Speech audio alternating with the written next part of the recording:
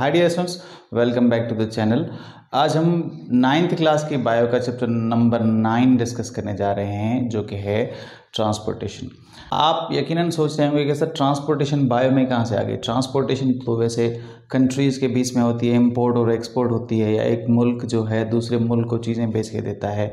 जिस मुल्क में ज़्यादा प्रोडक्शन हो रही है वो दूसरे मुल्क को बेच के पैसा कमाता है, इसे आप ट्रांसपोर्टेशन कहते हैं। या फिर किसी एक सिटी, स्पेसिफिक सिटी एरिया के अंदर जहाँ से एक जगह पे दूसरी जगह पे गुड्स चीज़ें ट्रेवल करके जाती हैं, तो उसे आप ट्रांसपोर्ट कहते हैं। लेकिन प्लांट्स और एनिमल्स यानी हम लिविंग ऑर्गेनिज्म की बॉडी के अंदर भी ट्रांसपोर्टेशन होती है। अब ट्रांसपोर्टेशन क्यों होती है? सिंपल सी बात है कि आप खाना जो खाते हैं वो मुंह के अंदर डालते हैं और फिर वो डाइजेस्टिव ट्रैक से होकर बॉडी के अंदर पहुँचता है।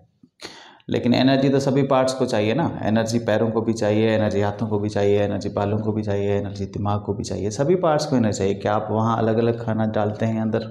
नहीं ना, क्योंकि एनर्जी डाइजेस्टिव सिस्टम के अंदर जब खाना डाइजेस्ट होता है तो ब्लड स्ट्रीम से होकर पूरी बॉडी में डिस्ट्रीब्यूट होता है। तो ये है एनिमल्स के अंदर ट्रांसपोर्टेशन। अब प्लांट के अंदर अगर बात करें तो पत्ता जो है, लीफ जो है वो बनाता है खाना। Leaf is a kitchen of the plant. तो लीफ को सब सारे वो इंग्रेडिएंट्स चाहिए जो कि खाना बनाने के लिए कंपल्सरी, खाना बनाने के लिए रिक्वायर्ड होते हैं, जो कि उसको प्रोवाइड किए जाते हैं। तो पानी जो है वो जड़ एब्जॉर्ब करके ट्रांसपोर्ट करके देती है, ऊपर पहुंचा के देती है, फिर पत्ते के अंदर खाना बनता है और वो खाना जो है वो ट्रांसपोर्ट किया जाता है सारे हिस्सों में प्लांट की बॉडी के। ये है ट्रांसपोर्टेशन। ये ट्रांसपोर्टेशन को हम डिफाइन ऐसे करेंगे कि transportation is defined as the mechanism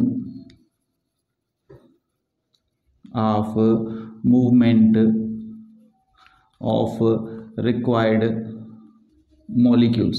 body के अंदर जहाँ कहीं भी रिक्वायर्ड मॉलिक्यूल्स हैं उनको ट्रैवल करके पहुँचाया जाता है, उनको ट्रांसपोर्ट किया जाता है, उनको कैरी करके उस जगह पे पहुँचाया जाता है जहाँ पे रिक्वायरमेंट है।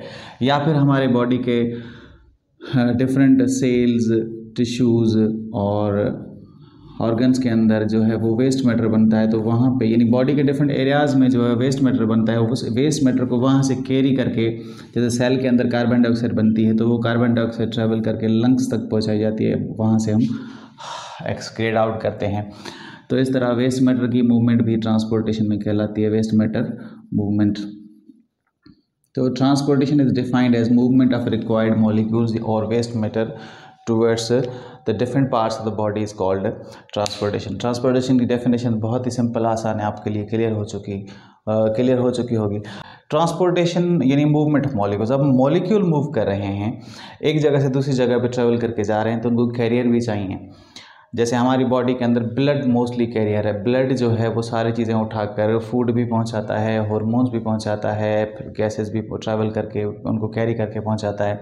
तो ब्लड ट्रांसपोर्टिंग मीडियम है। इस तरह ब्लड के सेल के अंदर भी चीज़ें ज़ाहिर दाखिल होंगी तो उसको कैरी करेगा। ट्रांसपोर्टेशन को 2 कैटेगरीज में डिवाइड किया गया है। ऐसी ट्रांसपोर्ट जिसमें पैसे खर्च हों, और एक ऐसी ट्रांसपोर्ट जो फ्री में हो। एक ऐसी स्टडी जो आप पैसे देकर किसी जगह पे जाएं, वहाँ पे पढ़ें, और एक ऐसी स्टडी जो आपको फ्री में घर बैठे अवेलेबल हो। आज जैसे कि आज आपको यूट्यूब के थ्रू प्रोवाइड की जा रही है, तो चैनल को सब्सक्राइब करना ना भूलिएगा। तो ऐसी ट्रांसपोर्ट जिसमें हम एनर्जी कंज्यूम करते हैं, पैसे खर्च करते हैं, एटीपी कंज्यूम करते हैं, तो ऐसे ट्रांसपोर्ट को हम एक्टिव ट्रांसपोर्ट कहते हैं। The transport in which the energy is consumed, energy is needed, that is called active transport. और ऐसी ट्रांसपोर्ट जिसमें कोई एनर्जी कंज्यूम ना हो, कोई पैसे खर्च ना हो, कोई एटीपी कंज्यूम ना हो, तो उसे हम पैसिव ट्रांसपोर्ट कहते हैं। अब ये कहाँ पे होती है? सिंपल सा एग्जांपल लेते हैं। आप सबको पता है कि हमारी किडनी के अंदर ये जो नेफ्रॉन्स होती हैं, ये नेफ्रॉन्स हमारे यहाँ पे जब ब्लड आता है तो ब्लड को फिल्टर करती हैं। सारे ब्लड के अंदर जो भी ब्लड सेल्स के अलावा सब कुछ जो भी होता है, पानी, न्यूट्रिएंट, साल्ट वगैरह सब कुछ एब्जॉर्ब हो जाते हैं। अब यहाँ से पानी जो है फिल्टर हो जाते हैं। अब पानी जो है जो फिल्टर हो चुका है उसको वापस बॉडी के अंदर रिटेन करना है, रोकना है, ताकि बॉडी का लॉस ना हो। तो हमारे ब्लड के सेल के अंदर हम जब जैसे ये ब्लड की एक वेसल है, उसके अंदर ये सेल्स मौजूद हैं, और सेल के अंदर जो है वो सोडियम आयन या पोटाशियम आयन मौजूद होते हैं, या इनको जनरली हम इलेक्ट्रोलाइट कहते हैं। तो ये इलेक्ट्रोलाइट जो हैं वो सेल के अंदर दाखिल किए जाते हैं, ताकि आप सबको पता है कि वाटर जो है हमेशा साल्ट्स की तरफ मूव करता है, तो वाटर जो है जो फिल्टर हो चुका है वापस आपके ब्लड के अंदर आ जाएगा। अब आपने जो ब्लड के अंदर ये इलेक्ट्रोलाइट पंप किए हैं, तो आपने इन इलेक्ट्रोलाइट्स को सेल्स के अंदर पंप करने के लिए एनर्जी कंज्यूम की हुई होती है। That type of transportation is called active transport. उसके बाद दूसरी जो ट्रांसपोर्टेशन होती है पैसिव ट्रांसपोर्ट, इसमें कोई एनर्जी, कोई एटीपी खर्च नहीं होती। No energy is consumed during passive transport, और इसमें एनर्जी कंज्यूम होती है। इसका एग्जांपल अभी मैंने आपको बताया, एनर्जी कंज्यूम्ड।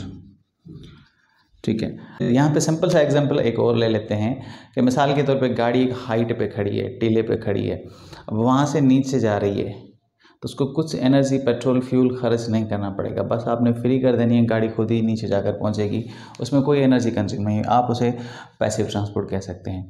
लेकिन अगर गाड़ी नीचे से ऊपर जा रही है तो उसको ज़ोर लगाना पड़ेगा, छोटे गियरों में चलना पड़ेगा, फ्यूल जो है वो कंज्यूम होता है। लेकिन अगर उसके अंदर 2-4 मोटे बंदे बैठे हुए हैं तो फिर उसको और भी पेट्रोल ज़्यादा कंज्यूम करना पड़ेगा, ज़्यादा धुआं निकालना पड़ेगा, ज़्यादा एनर्जी कंज्यूम करनी पड़ेगी। तो that type of movement is called active transport. अब एक्टिव ट्रांसपोर्ट का एग्जांपल हमने हमारी बॉडी का डिस्कस कर लिया है। दूसरा पैसिव ट्रांसपोर्ट का एग्जांपल डिस्कस कर लेते हैं। पैसिव ट्रांसपोर्ट में हमारे पास एक तो आती है डिफ्यूजन। डिफ्यूजन का मतलब है movement of spread of molecules, spread of molecules. अब स्प्रेड ऑफ मॉलिक्यूल्स हों from high concentration to low concentration, यानी अगर किसी चीज़ के मॉलिक्यूल किसी जगह पे ज़्यादा हैं, वहाँ से वो ट्रैवल करके कम कंसंट्रेशन की जगह पे जाएं। सिंपल सा एग्जांपल ले लेते हैं, ये ग्लास है और ग्लास के अंदर हमारे पास पानी मौजूद है। इस पानी के अंदर हम एक इंक का ड्रॉप गिराते हैं, तो ये ऐसा ऐसा स्प्रेड होगा, फैलेगा और पूरे पानी के अंदर ये इंक जो है होमोजेनियस मिक्सर बन जाएगा। इसके लिए कोई एनर्जी कंज्यूम नहीं होती, बल्कि ये स्प्रेड मॉलिक्यूल हो जाते हैं। यहाँ पे कंसंट्रेशन ज़्यादा है और ये लो कंसंट्रेशन की तरफ फैल जाते हैं, तो फैलना मॉलिक्यूल का डिफ्यूजन कहलाता है। दूसरा सिंपल एग्जांपल ले लेते हैं कि अगर कमरे के किसी एक कोने में परफ्यूम का स्प्रे खोल दें, तो वो स्प्रे जो है उसके खुशबू जो है आहिस्ता आहिस्ता चारों तरफ फैल जाएगी, तो that is called diffusion. Spread of molecules, यहाँ पे कंसंट्रेशन ज़्यादा थी पहले, बाद में वो स्प्रेड होकर इक्वली डिस्ट्रीब्यूट हो गई, तो दैट इज़ कॉल्ड डिफ्यूजन। ये डिफ्यूजन जो है भी हमारी बॉडी के अंदर होती है, और मॉलिक्यूल जो हैं वो जहाँ पे हमारी बॉडी के अंदर ज़्यादा उनकी कंसंट्रेशन होती है, वहाँ से ट्रैवल करके कम कंसंट्रेशन की तरफ जाते हैं, उसमें कोई एनर्जी कंज्यूम नहीं होती। उसके बाद जो है उसके बाद हमारे पास ऑस्मोसिस एक मैकेनिज़्म है। ऑस्मोसिस बहुत ही सिंपल मैकेनिज़्म है, सिंपल से मैकेनिज़्म है, यहाँ पे मैं बता चुका हूँ आपको। ऑस्मोसिस का मतलब है वाटर मॉलिक्यूल्स का, H2O का ट्रेवल करके जाना टूवर्ड्स अ साल्ट। जहाँ भी साल्ट होगा वहाँ पे पानी खुद ब खुद ट्रेवल करके चला जाएगा। मिसाल के तौर पे अगर आप किसी गिलास पानी के अंदर जो है वो किशमिश डाल देते हैं, रेसिन डाल देते हैं, अगर बाहर का पानी मीठा है तो आपकी किशमिश जो है अंदर फूल जाएगी, क्योंकि पानी अंदर ट्रेवल करके जाएगा। आप ऑब्ज़र्व करते होंगे कि जब हम किसी ऐसे इलाके में जाते हैं जहाँ पे खारा पानी पीते हैं और हमारी प्यास, खारा पानी पी रहे हैं, पेट भर रहा है, खारा पानी जो है हमारी प्यास ख़त्म नहीं कर रहा, क्योंकि आपने जब खारा पानी पिया, मिसाल के तौर पे ये आपका सेल है, अब सेल के अंदर साल्ट कंटेंट्स मौजूद हैं, लेकिन आपने जो खारा पानी बाहर पिया है उसके अंदर साल्ट की कंसनट्रेशन ज़्यादा है, तो वाटर की तो नेचर है मूव करेगा टूवर्ड्स साल्ट। तो यहाँ पे कंसंट्रेशन अगर बहुत ही ज़्यादा है और as compare to the inner side of the cell, तो क्या होगा, पानी सेल के अंदर जाने के बजाय कंसंट्रेशन जिस तरफ ज़्यादा होगी वहाँ पे पानी ट्रेवल करके आएगा। यानी हो ये रहा है कि सेल का खुद का पानी बाहर आ रहा है, इस वजह से हमारे सेल को पानी नहीं मिल रहा, खारा पानी पी रहे हैं तो हमारी प्यास ख़त्म नहीं हो रही। तो ये मूवमेंट ऑफ वाटर जो है, या फिर अगर हम थोड़ा सा मीठा पानी पी लेते हैं, वाटर पी लेते हैं, मीठा पानी पी लेते हैं, तो हमारी प्यास ख़त्म हो जाती है। वजह यह है कि सेल के अंदर साल्ट की मिकदार मौजूद है और पानी के अंदर कोई साल्ट्स नहीं है, कम है, तो पानी जो है वो ट्रेवल करके सेल की तरफ अंदर जाएगा और सेल जो है पानी से भर जाएगा, या सेल की पानी की रिक्वायरमेंट पूरी हो जाएगी।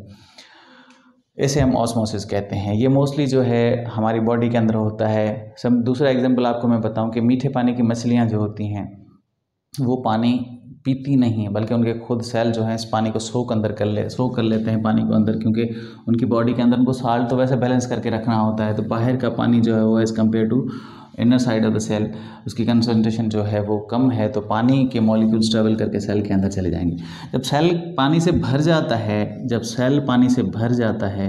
तो सेल का साइटोप्लाज्म जो है वो भरने से उसके अंदर एक प्रेशर क्रिएट हो जाता है बाहर की तरफ। यानी अगर सेल के अंदर पानी भर गया है, जेल भर गया है, प्लाज्मा भर गया है, फ्लूइड भर गया है, तो सेल के बाहर की तरफ वो प्रेशर एक्सर्ट करेगा।